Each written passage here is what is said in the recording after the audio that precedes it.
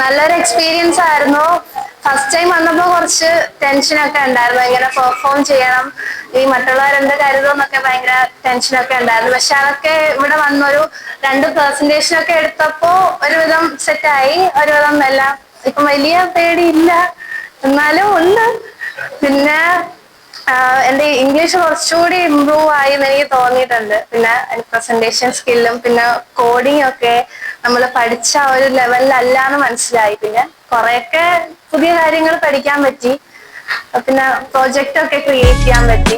സാറൊക്കെ ഭയങ്കര ഫ്രണ്ട്ലി ആയിരുന്നു, എല്ലാവരും നല്ല സപ്പോർട്ടായിരുന്നു. Thank you.